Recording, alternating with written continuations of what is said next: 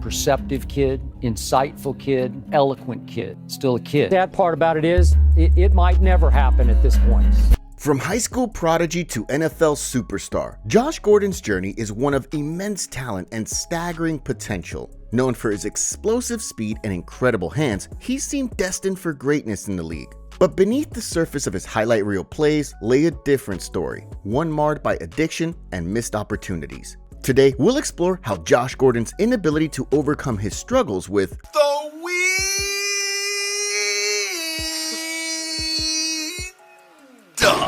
led to the downfall of a promising career. So let's get started.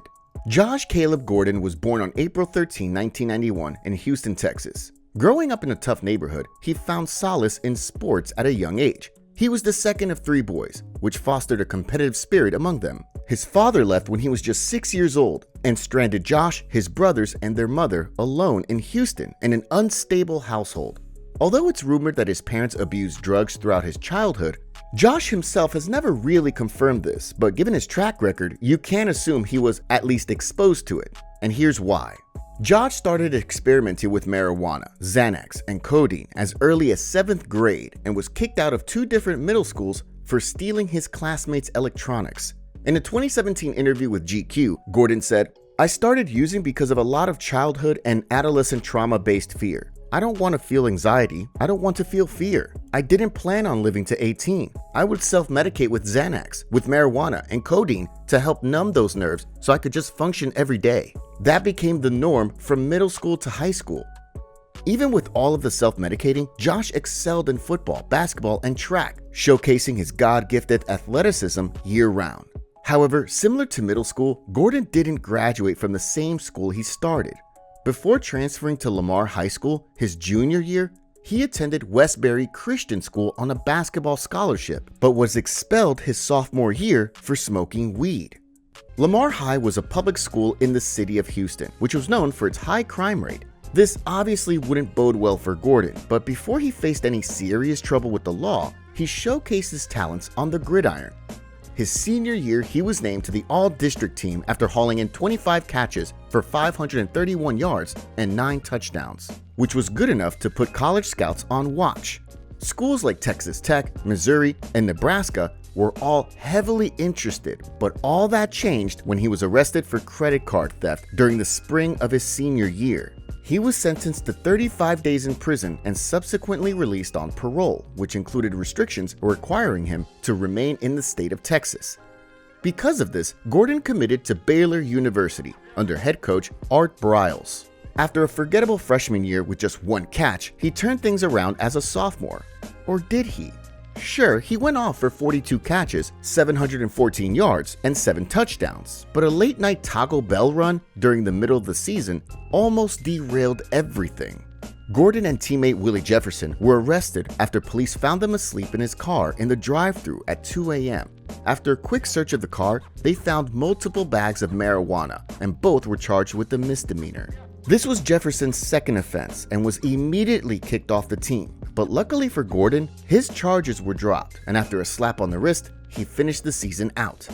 You'd think that after years of drug abuse and multiple arrests, he would have cleaned himself up, especially following the breakout season he just had. However, things only got worse leading up to his junior year, as he failed yet another drug test that led to his indefinite suspension from the team. His dismissal from the team was a long time coming, as Gordon revealed in an October 2017 interview with Uninterrupted that one of his coaches at Baylor had helped him cheat drug tests by providing detox bottles. He later said, "I've been enabled most of my life, honestly, by coaches, teachers, professors. Everybody pretty much gave me a second chance just because of my ability." This suspension ultimately ended his time at Baylor and decided to transfer to Utah for his junior year. However, once he arrived, things only worsened for Gordon.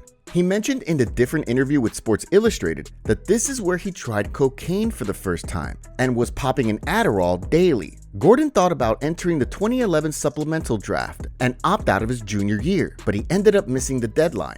Then, to add more salt to the wound, he never ended up suiting up for Utah after facing eligibility issues and, you guessed it, failing another drug test. After moving back to Houston, Gordon resorted to selling weed to help support his family and pay the bills for the time being. this was merely a means to an end until the NFL's 2012 supplemental draft, which offers a pathway for players facing eligibility issues to enter the league. It takes place 2 months after the actual draft, and for each player selected, the team forfeits its pick in that round in the draft of the following season. And in the second round, the struggling Cleveland Browns took a chance on an equally struggling Josh Gordon. Maybe this would be the fresh start that Gordon needed. First and foremost, he made it through the entire season without getting suspended. He started 13 of 16 games while posting an impressive 50 catches for 805 yards and 5 touchdowns. He was making more than enough money to support himself and his family, and all signs were trending upwards. Could this finally be the moment where he puts his career first and cleans himself up? Oh, hell no! Because once camp started for the 2013 season, Gordon failed another drug test and was suspended for the first 2 games. However, after serving his suspension, Gordon immediately made an impact on the field and proved why he earned the nickname Flash. His first game back, he hauled in 10 catches for 146 yards and a touchdown in a 31-27 win over the Minnesota Vikings. All game long, he showcased his ability to accelerate off the line, creating space between defenders and eat up yards after the catch, and he was able to carry this momentum all season long when the Browns needed him most. He finished his sophomore campaign with a ridiculous 87 receptions, 1,646 yards, and 9 touchdowns in just 14 games. He led the league in receiving yards, and in weeks 12 and 13, he became the first player in NFL history to record back-to-back 200-yard receiving games. This breakout season earned him first-team All-Pro, a Pro Bowl selection, and yet another chance to kick his addiction.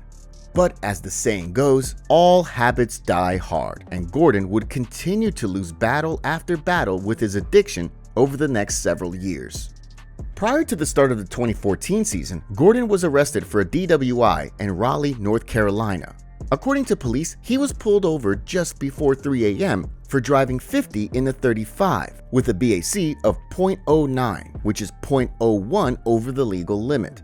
2 months after Gordon's arrest, the NFL announced he had been suspended for the entire 2014 season for a failed drug test, which was later reduced to 10 games due to the league's reformed drug policy.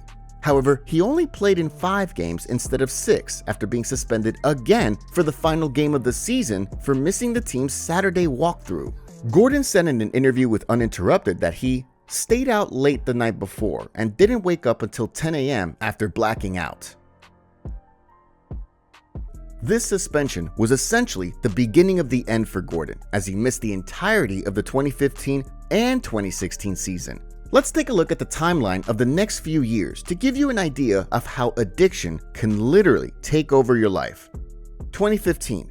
The full season suspension was due to another violation of the league's substance abuse policy, but this time around, it was for alcohol. 2016. He submitted an application for reinstatement but was denied by the league in April because of another failed drug test. However, the league added themselves to the list of enablers and reinstated him in July, while only handing him a 4-game suspension. But before suiting up in week 5, Gordon decided to check himself into a 30-day intensive rehab program with hopes of being available for the 2017 season. Gordon told GQ that he stayed sober for 6 months following his initial 30-day stint in rehab. He then wanted to celebrate in the way he knows how, which was drugs and alcohol. I found myself around the city of Gainesville just wandering, looking for a drug dealer, he told GQ. Looking for people on the street corner, whatever smelled like weed, asking random people, knocking on smoke shop storefronts, seeing where I could find some stuff. I was just looking for something, some type of relief. Gordon said at this point, he reached his rock bottom and checked back into rehab for over 3 months. 2017. Gordon's application for reinstatement was first denied by the NFL in May, but he reapplied in the fall and was granted conditional eligibility. This allowed him to play in the final 5 games of the season, and he put together a measly 18 catches for 335 yards and a touchdown. 2018. After starting week 1 for the Browns, Gordon was traded to the New England Patriots. Reportedly, the Browns were angered when he reported to practice 10 minutes late and was not himself. According to an interview, the Browns feared that he was struggling to stay sober and had done everything they believed they could to keep him on the right path. After playing 11 games for the Patriots, Gordon announced that he was stepping away from football to focus on his mental health. But the actual truth was revealed when the NFL later stated that Gordon would be facing an indefinite ban for violating the terms of his conditional reinstatement under the NFL's drug policy. 2019.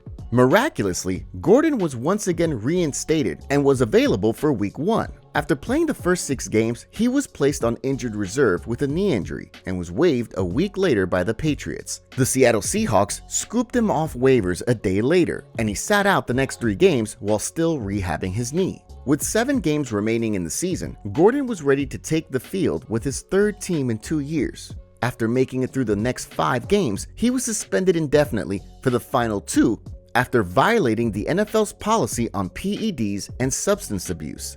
This was Gordon's 5th suspension, which would surely be his final chance. Would the NFL finally give him the indefinite ban that they threatened a year ago? Oh, hell no! 2020. After re-signing with the Seahawks in the offseason, he was conditionally reinstated from suspension and was eligible to play in the final 2 weeks of the regular season. But a day after he was added to the active roster, the NFL determined that Gordon had broken the terms of his agreement and his reinstatement was rescinded. This was Gordon's 9th year in the league and the 3rd time he missed an entire season. 2021. Gordon joined the FCF Zappers of the Fan-Controlled Football League for 2 games during this suspension before being reinstated again by the NFL. The Kansas City Chiefs decided to take a chance on him, and he ended up playing in 12 games but only tallied 5 catches for 32 yards. 2022 to 2024. After being waived by the Chiefs, he was picked up by the Tennessee Titans for 2 games before they released him in October. He then joined the Seattle Sea Dragons of the XFL for a season before Gordon finally lost his passion for the game. And on September 26, 2024, Josh Gordon had announced his retirement from professional football.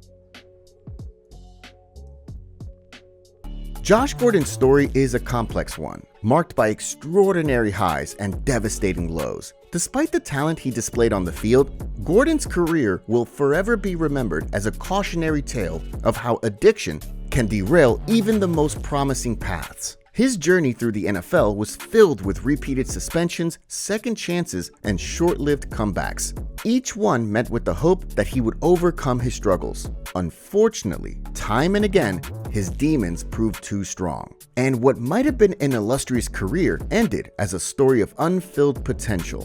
Gordon's retirement brings a bittersweet close to this chapter of his life, one that saw flashes of greatness that fans will never forget. But now, looking back on his journey, what do you think? Could the NFL or those around him have done more to help him stay on track?